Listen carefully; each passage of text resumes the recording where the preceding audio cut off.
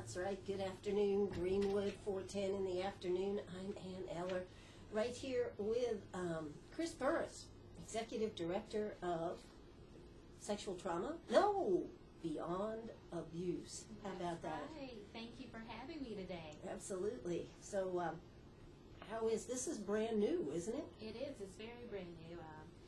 I think it was May 22nd, the Board of Directors decided for a name change, and so June 13th, it was approved by the Secretary of State, and so formerly Sexual Trauma and Counseling Center, now Beyond Abuse. We're very excited about the change. Now, why did you think it was necessary or a good idea to change the name, Kris? Well, in 2012, we had an organizational assessment completed, and it raved about our programs and what we were doing with clients and within the community. So we knew that we were strong programmatically. But there was some revelation that the name Sexual Trauma and Counseling Center might have appeared to be slightly harsh and maybe even hindered some individuals from receiving services. So we conducted 2 focus groups, formed a community awareness committee, added some wonderful individuals from the community, Claire Cool, Andy Johnson, who else? Missy Laurie from Casa Jail, and they came on board with us, brainstormed for 2 days, and Beyond Abuse came. It was born of that, all of that collaboration, community partners, focus groups, so we're very excited about it.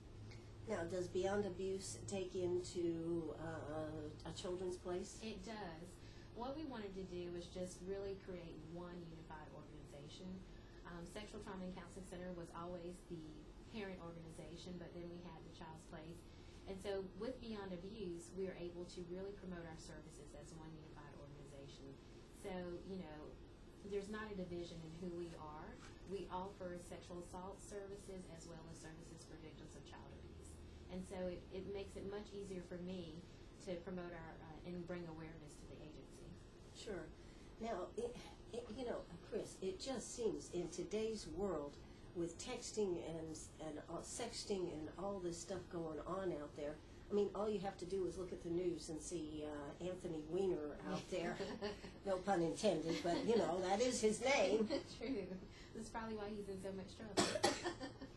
But these are issues that probably 10 or 15 years ago you didn't even deal with. Exactly. I mean, when you think about who we were literally 10 or 15 years ago when we were moving from Rape Crisis Council of Greenwood to Sexual Trauma and Counseling Center, cyberbullying, sexting, text messages, the internet, those weren't, you know, the things that we were concerned with. It was more stranger danger and, right, you know, how to be safe in that manner. And now, with the change to Beyond Abuse, it truly speaks to where we are as a community. We really need to move our community beyond abuse. And that's why we chose that in the spirit of hope, in the spirit of overcoming not just sexual violence, but child abuse as well. And part of that means we have to tackle those issues of what do you do when your child has access to a computer and Nintendo DSi and the Wii and all these things that connect to the internet. Yeah, there's a whole lot, aren't there? Yeah, it is. It really is. So, I mean, and I think that's what we want to spread. You know, it's about educating the community as well as kids about how to keep themselves safe and, you know, what are some safeguards that you can put in place for your child. And what are some of the things you can put in place for your child? Because the world is just overwhelming. And, you know, I think one of the other things we deal with, Kris, is overprotection on the flip side. And so, you know, our children, they do have to grow. They do have to experience things. Well, it's about creating that balance. And no 2 children will be the same. And so every child will, even within the same household, you have to look at that child as an individual. But you do want to set some boundaries, and you want to be aware of what your child is doing. So some simple things can be having your child use technology in your presence. It can be checking the history on technology. You know, not all children are going to know, oh, I can delete the history. So before they learn that skill, go behind them and check those things out and become aware. But do you know how many parents don't want to do that type of thing because they feel they're violating their privacy? Well, as long as they're in your household, you can.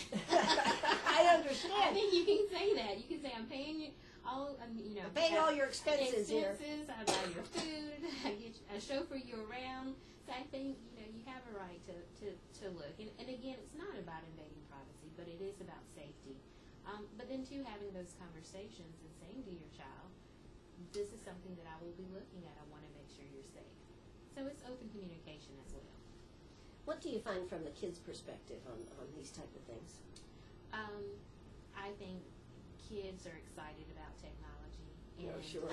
Yes. And that they know way more than we do. Yes. But I also think that, that's why the push is so big to make sure they're aware that technology can be dangerous. Because most of the time they're very naive and they want to believe that if I log on to the internet, the person on the other end really is the person they're saying they are. And that they're That's safe. because if it's on the internet, it's true. Well, they want to believe that. Sure. And so that's why it's our job, whether it's as an organization or adults, teachers, parents, to make sure they're aware that the internet is not always safe. And and again, it's that open line of communication and trying to keep them informed as well. Sure. Now, one of the other things are we having, I've seen on TV in other areas where they're doing programs in the schools about how to use your computer, how to be safe. Facebook, and well, I understand there's so many new ones out there, you can't even keep up with all the different ones. Well, for us, we do have awareness and education programs. We have 3 employees who work with either the 17 and under population or the 18 to 25-year-olds. 18 and 25-year-olds, that's going to give us access to the college campuses, the universities, and of course 17 and under, we're going to be in daycares, elementary, middle, and high school, as well as other community organizations. Last year alone, we served over 15,000 individuals. I think it was 440 in Greenwood? Greenwood, Abbeville, and Lawrence counties. Wow. That was 446 sessions over, I think it's 15,084 individuals total. So, we're really out there, and if there's anything that we can do to increase awareness about sexual violence, increase awareness about child abuse, and when I say child abuse, I really mean sexual abuse of a child or physical abuse of a child. We want to make sure people are aware of these issues and that they know what resources are available in the community. Sure.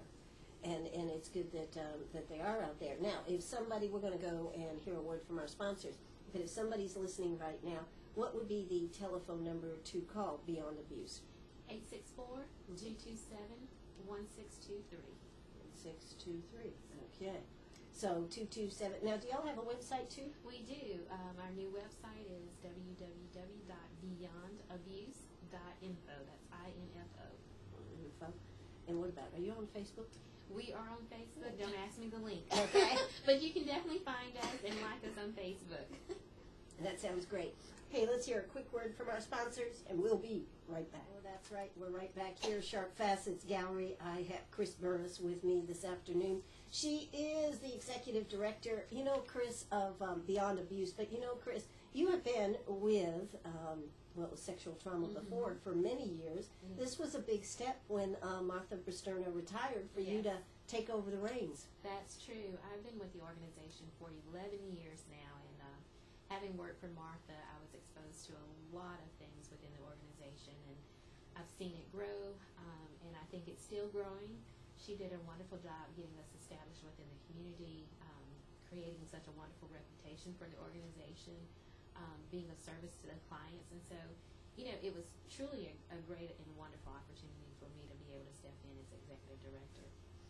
Now, one of the big things that I remember that y'all took care of, rapes and this type of thing, has the organization has expanded, but have you been able to have an effect on some of the sexual abuse like rapes and this type of thing? Have we seen those go down here in Greenwood, or are we still? It's still one of those issues that, it's still happening. I think we're far from being able to say that it's decreasing in its prevalence and the number of incidences of sexual violence, even child abuse.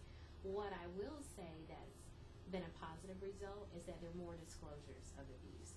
And when I say that's positive, that means people are actually now telling and they're seeking assistance.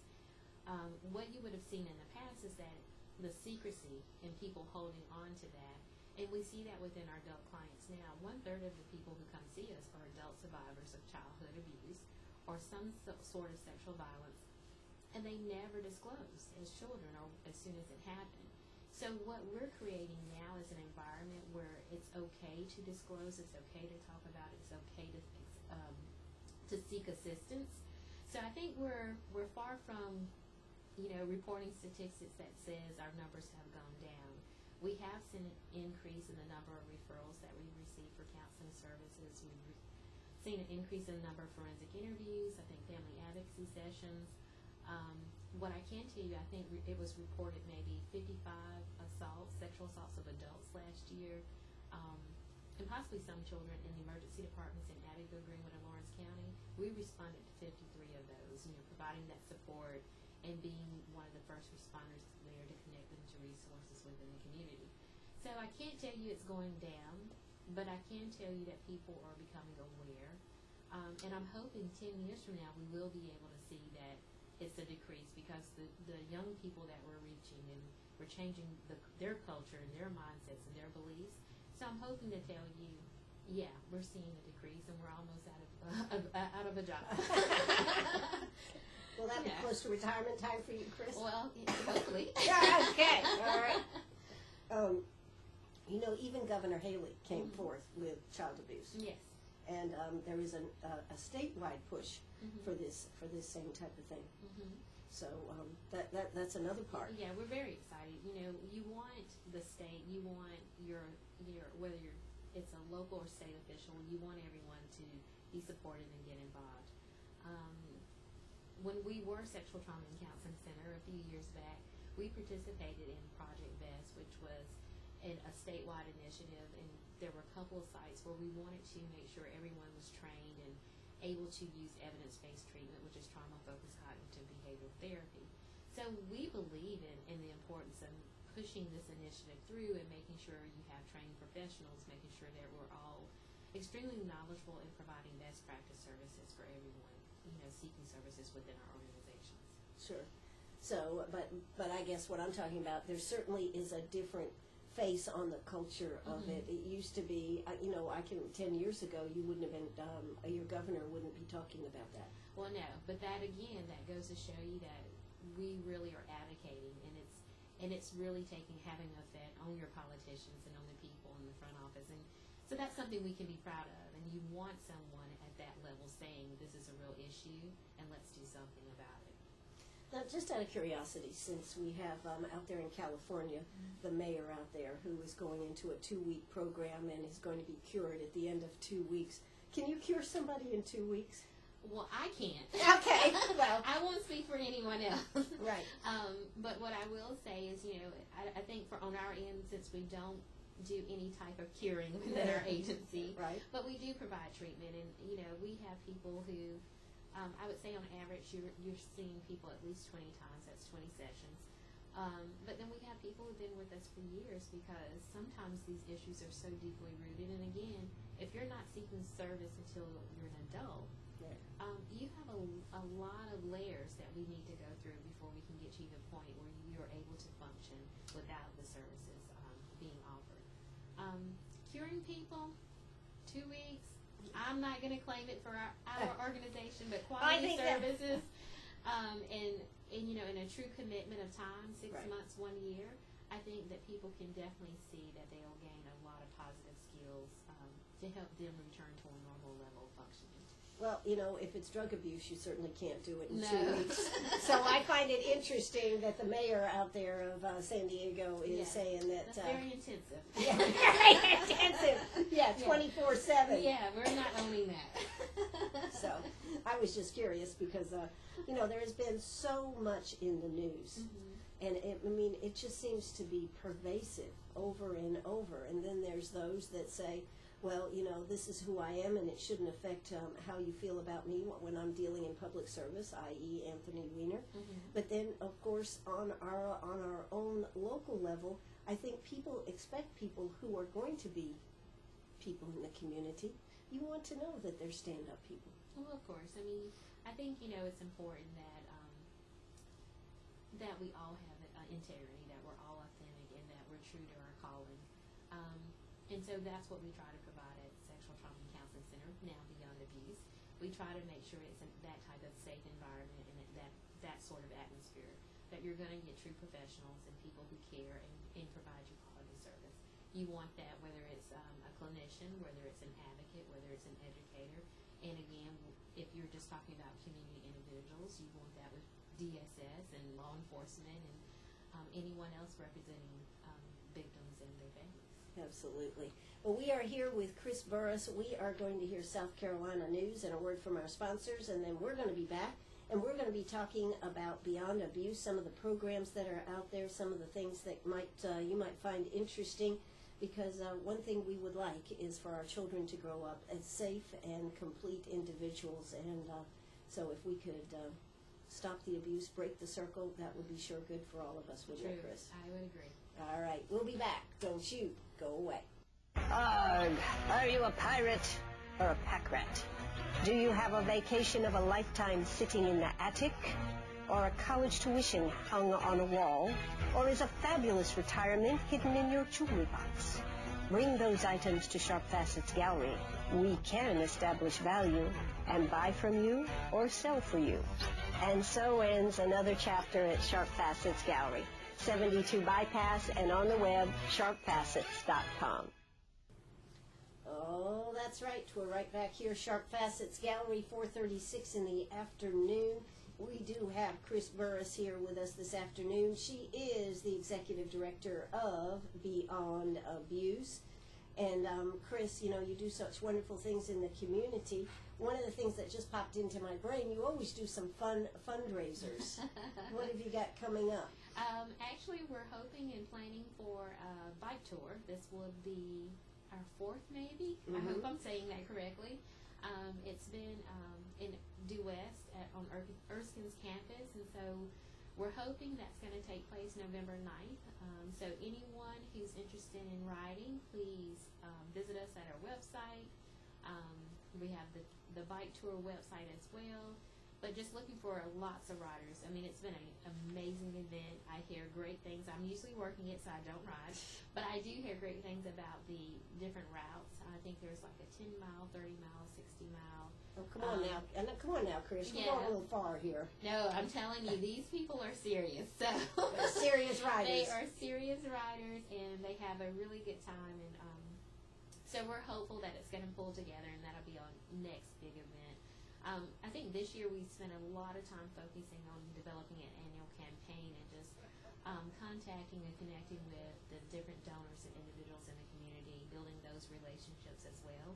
So, and I think our biggest fundraiser this year will be the bike tour. Bike tour. Okay.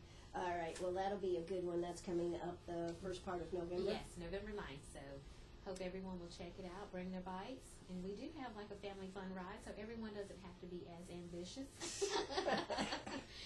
Well, that's good. That's good. All right. So that's as far as fundraisers.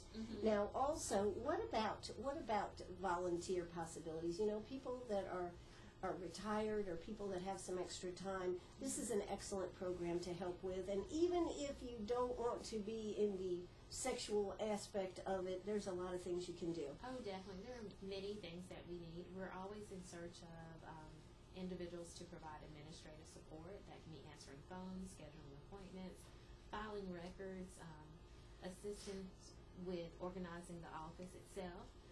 We also need individuals to provide children's advocacy support, and primarily that's going to be sitting with or accompanying children in the child's waiting room while they're waiting on their scheduled appointments. And sometimes they just need someone to interact with them, with their parents, or in a private meeting with a counselor or a family advocate, or a meeting with the doctor. So this would give you an opportunity to sit with the children, engage them in games, watch a movie, but just really be that support person while they're going through the process. We always want to make our agency very inviting and warm and nurturing, and that will assist in that role, and the parents won't have to worry so much about, have to hurry to get out of here, or I have to censor myself. And the children don't have to be worried about, when is my mom coming back, because they have an adult who can be with them to help them in a structured environment. And of course we have on-call volunteers, and those are individuals who complete a 25-hour training and respond to the emergency department if there's a recent victim of sexual violence. Now, where exactly are your offices? Our main office is located here in Greenwood at 115 East Alexander Avenue. It's pretty much the corner of Phoenix Street and East Alexander. closest to south side of town near the hospital. Mhm. But we also have an in-kind donation in Lawrence County where we have one office, and that's usually by referral. So if someone needs counseling services within that office, then they can be seen every other week in Lawrence County. Now, who exactly is your counselors? Oh, wonderful We haven't staff. talked about that. No, we have a wonderful staff. We have Jessica Bell. She's a licensed social worker. Andy Shirley, also licensed social worker. We have Amanda Fritz. She's a Beckman mental health therapist who's located at our agency, who works primarily with children and their families. So we have, and she's a licensed professional counselor. So we have an amazing staff of counselors. Have Heather Bennett, who does some part-time counseling. She's our forensic interviewer full-time, and she's a licensed professional counselor intern, so she's working on full licensure. So that's one of the things that I get to rave about all the time, is that we are a staff of licensed individuals, and whether it's social work or professional counseling, and we've had marriage and family therapy before, we make sure that our clinicians are licensed and well-trained. Now, another thing, do you do just private counseling or do you do group counseling? We do a combination. We actually are starting a group for children ages 5 to 11. Not sure if you remember, but we were the first to receive award or grant award from greenwoodgives.com, and we were pretty much excited about that, but it gave us an opportunity to purchase art supplies, and the counseling services will be donated. We have someone, Martha Moore, who's volunteering to provide that service. It will be Thursdays, I think, for about 5 or 6 weeks, from 5 to 6. So if anyone is interested in participating, we're just, of course, we'll screen the kids to make sure they're appropriate. But it's art, it's support group, so basically learning skills. There won't be any discussions of traumatic events, but it'll be a lot about coping skills and using art therapy as a way to heal. I did hear about that, and tomorrow afternoon we actually are going to be talking to Greenwood Community Foundation. Awesome. That's a great lead in. It is a great lead in. Yeah, that's a wonderful foundation, and we've been fortunate enough to receive grant awards from them and to offer special projects, and so we're excited about this particular activity. Well, I think the arts are so important, and that's a good way to have some conversation without having pointed conversation. Exactly. So, if we can finish this group, and we're hoping to have 2 groups based off of the amount that we were able to receive. But I think the goal, again, is just about teaching coping skills. And the beauty of coping skills, they can work in any area of your life. So if a child is having problems with school, great. You have this set of coping skills that you can use. If you're an adult and you're having problems at work or with a spouse or at home, then that's when you pull out your coping skills, and that's the goal of this group. It's just to empower those kids, give them some coping skills so that it can help them with the healing process. Now, Kris, you've been there for what, 11 years? 11 years. Yeah, 11 years. And how long has sexual trauma been in existence? 1992 as a nonprofit organization. 1997 was when it was first chartered. At that point, it was just a group of citizens who said, hey, we want to do something. And so they made the choice to respond to the emergency department here in Greenwood. Again, just volunteering their time. And so 1992 was when it was first established. Martha was hired as the first executive director. The board of directors was formed. The nonprofit status was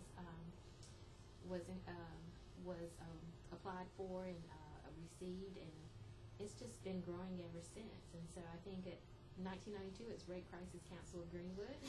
Okay, that was a long time ago now. Yeah, 1998, I believe it became Sexual Trauma and Counseling Center, and again, with each name change, it was more about the growth of the organization and the vision of the organization. And I think now, as Beyond Abuse has become the name, again, it's more speaking to the hope of eliminating the problem, the hope that when victims come in, that we're able to take them from this victim status to that of a survivor. So I really wanted to resonate with the community that this is a place of hope, this is a place of strength, this is a place where you can come and you can heal, and that we're out there promoting this, that it's not okay, violence is not okay, child abuse is not okay, and that we want to see it stopped within our communities. You know, I would be real interested, people that have been helped, 20 years ago, really now, that we have seen a growth, or do you know that the people that you have helped, that their lives have gone on and that they are doing well? Do they ever come back? We have people who have received help who now give regular contributions. We have people who you might see out and they'll say, oh, I've received help there and life is going great. Let me tell you how wonderful things are. So yeah, we have people who want to volunteer to speak and share their stories and how working with the organization really helped them overcome their issues regarding sexual violence and just the memories and the depression or just any of those things that they had to overcome. And that's always very positive when you can see those individuals out. And having been there 11 years, when I run into someone, I'm like, oh, wow, this is amazing. And especially when you know they're doing well and you can see it, and they're just so very proud of where they've come from. So it's very amazing. Absolutely. Well, we are here with Kris Burris with Beyond Sexual Violence. No, Beyond Abuse. Beyond Abuse. I'm looking at here. I'm reading the wrong line. Beyond Abuse. You're reading our mission statement. Yes, I am. So we're going to be back in just a moment. Hey, if you got a question for Kris, give us a call, 229-7984. That's 229-7984. We'll be right back. Oh, that's right. We're right back here with Kris Burris. She is the executive director of Beyond Abuse. And, you know, you have so many types of topics of things that y'all cover. It's not just sexual abuse. And I think that's why that Beyond Abuse is such a good name. Because, for example, bullying, you know, is a what are we going to call it? A hot topic. A hot topic. Everybody's talking about it. Yeah, it is one of those topics that we're getting a lot of requests for within the middle schools, especially. I think middle school is where people are identifying if you want to make any type of change, if you want to stop it before it starts. You know, that primary prevention. You want to get them 6th grade, 7th grade, when they're still able to take it all in and figure out that it's not okay to bully someone. And bullying can be from name calling to pushing someone around or getting a group of people to tease someone. I mean, it goes from so many different levels, but it can be extremely hurtful. And when you think in terms of bullying from me being a little girl, which is, you know, again, probably a simple form, to now when you have technology and people use Facebook or Twitter or other means of technology to mass communicate, it becomes a lot more difficult for children to overcome those issues, because once it's out there, you know, it's hard to get it back, and you really can't. Right. So it is something that we want to, you know, be able to talk about and make sure that people are aware about. You know, we want to make sure they know that bullying is not okay, but then they also need to be able to label the act of bullying as bullying, because sometimes they can't. They're like, I know this is not quite right, but what is it? Sure. And so, you know, we give them a name for it, and we give them a way to identify it, and we help them identify safe people and ways to disclose if it's occurring. So are these programs basically through the school, or do you do any church programs or group programs? We are so open. We receive requests from community organizations, churches, and within the schools. Our goal is just to reach as many individuals as possible. One of the things that we like to do is multi-sessions, and so we want to get the same group of individuals at least 4 times, because we know, you know, you can hear it one time, that's great, but if we can get it to you in several different ways, in several different occasions, multiple times, that's really what's going to make the impact. We don't want you to hear it one time and you're like, oh, that was interesting, but you walk out and you forget. Right. We want it to be able to provide an environment where there's multiple occasions for you to hear this information presented in different ways, because that's where the long-lasting effect takes place and those changes occur.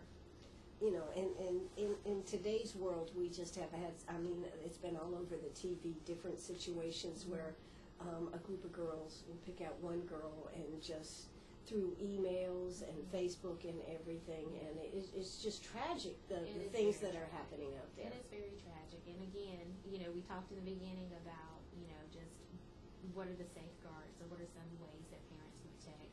Again, all of this is so important. We want to make sure parents are informed. We want to make sure they know how to, talk to their children. A lot of these things could be prevented, but it does start, with conversation and making people aware. So we want to continue to promote this and increase awareness within our community. And again, it's not just Greenwood, it's Abbeville and Lawrence counties that we're working with. And so any opportunity to speak with a group, whether it's your youngest group or your oldest group, it gives us an opportunity to spread a positive message. Sure. And then of course, there's the family unit, shall we call it, where we have, and the importance of the mom and the dad and healthy relationships. And it's hard as a parent, if you haven't seen what a healthy relationship is, to grow up and have that relationship for the future. Mm-hmm. I think one of the things that I've enjoyed about working with Beyond Abuse is that I've had the opportunity to participate and witness some of the educational programs, especially at the middle schools. And when we facilitate the healthy relationship programs, it's pretty fascinating, I would say, to see the difference that youth today have with regard to what's a healthy relationship. And a lot of it is teaching them about that. I think you can, regardless of the structure of your family, the core values remain the same. You want to be respected. You want someone you can trust. There needs to be love. You need to be heard, and you need to be safe.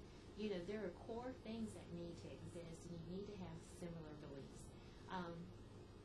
Being able to help children identify, what's healthy versus what's not healthy.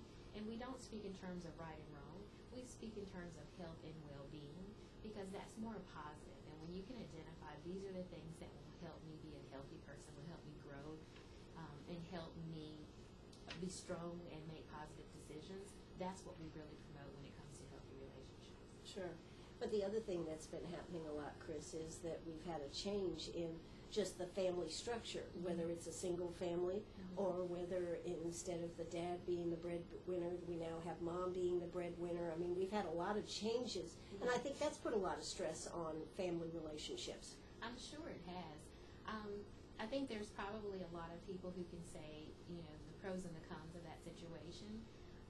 Let's hope that what it's going to do is open again the opportunity to explore different gender roles. It's going to empower young girls to say, hey, I can, I don't have to just be that stay-at-home mom. If they want to, great, but if they choose to have a career, great.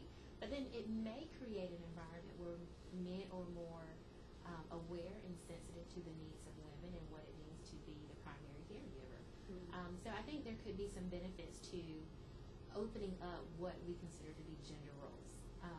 Me personally, I don't mind letting some things stay for the men. You can take out the trash, you can fix the car, cut the grass, but at the same time. But that's more, and that's more of old-fashioned. Yes. Yeah, I mean, I'm a definite believer in that, Jeff. Yeah. I like being traditional in my gender role, but at the same time, I do think it's positive for young boys and girls to see that, it's okay for men to be that primary caregiver and to take care of children. It's okay for men to cook and clean. Mm-hmm. And then it's great for young girls to say, wow, I can be a CEO. I can own my own business. I can do all of these wonderful things and still be a great mom and wife. So, the 24-hour woman is still alive and well. Yes, is that what you're telling me, Kris? The superwoman still exists.